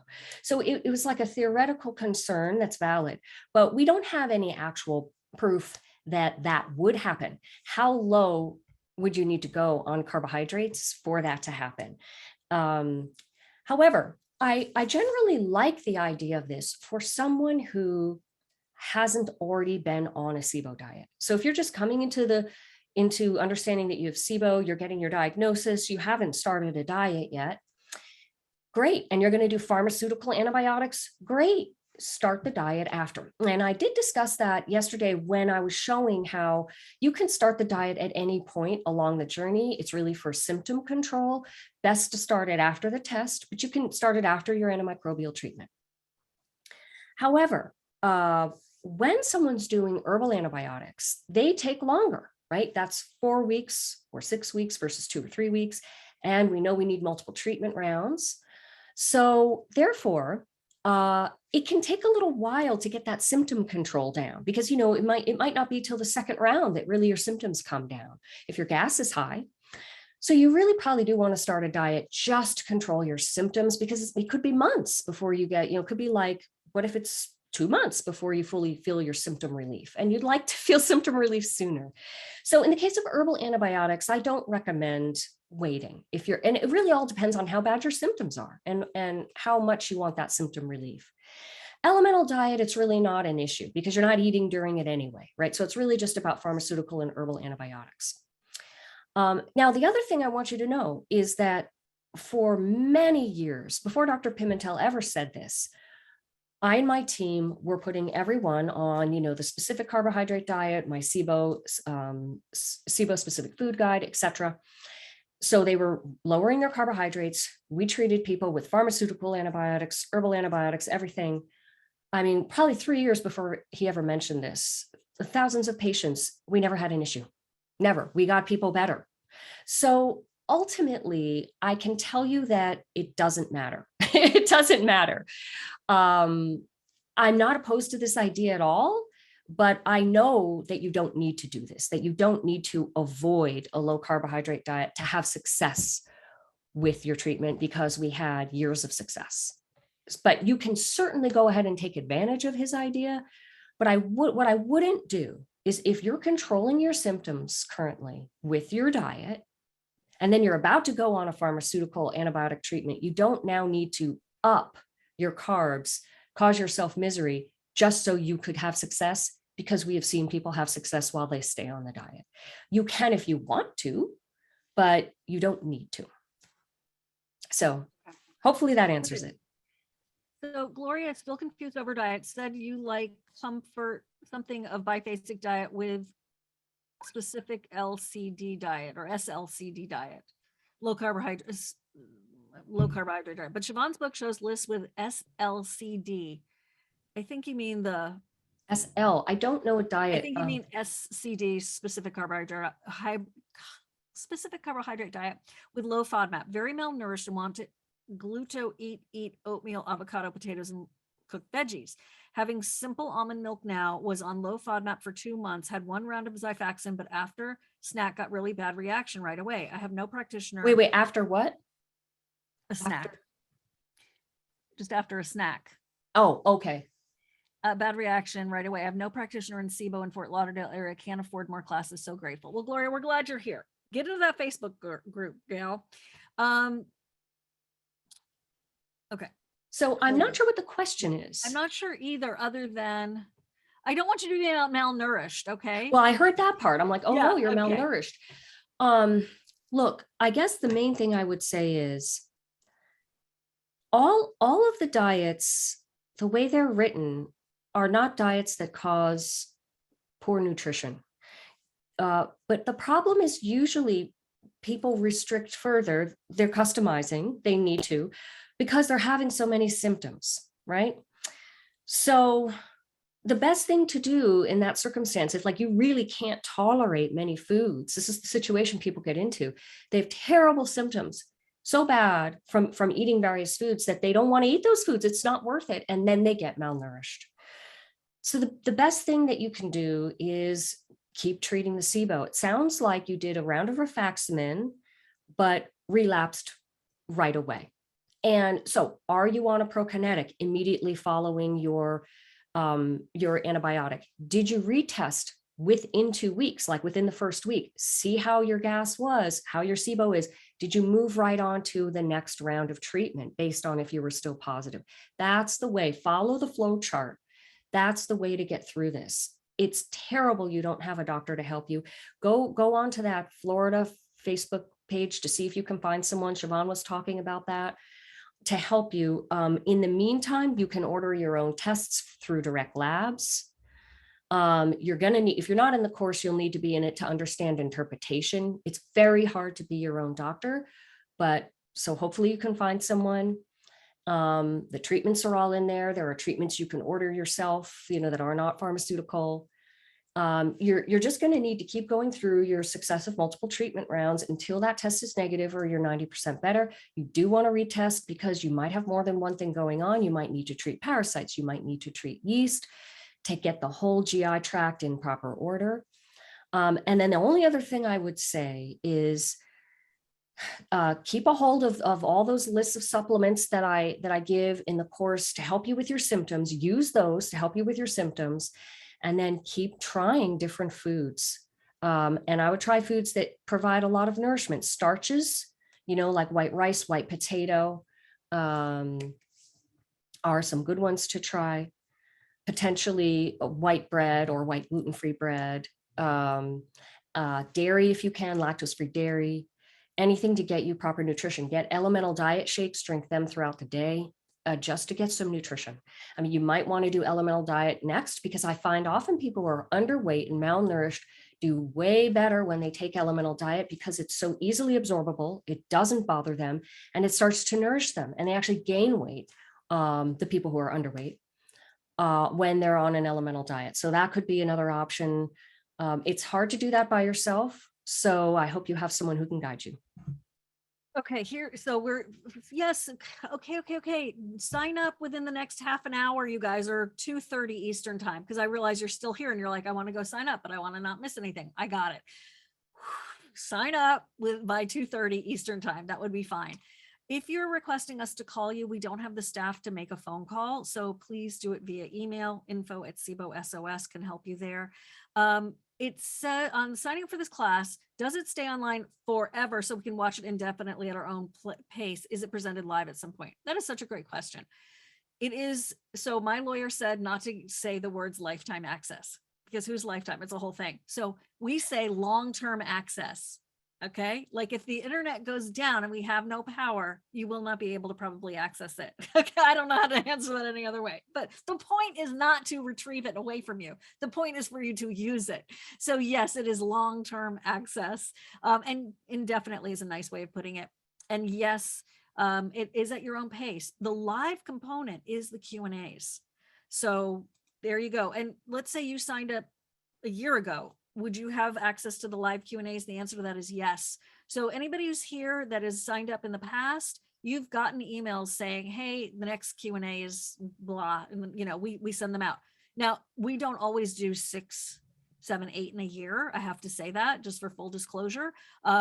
Depends on what Dr. Siebecker is up to, where she is in the book. But in 2022, we have 6 left for those people who sign up right now. Am I saying that right?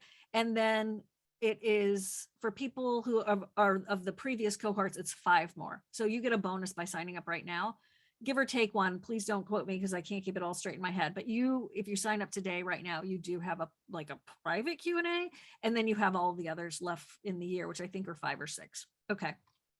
Great question. Does the pro course have the same bonuses? The pro course has different bonuses. That pro course is loaded.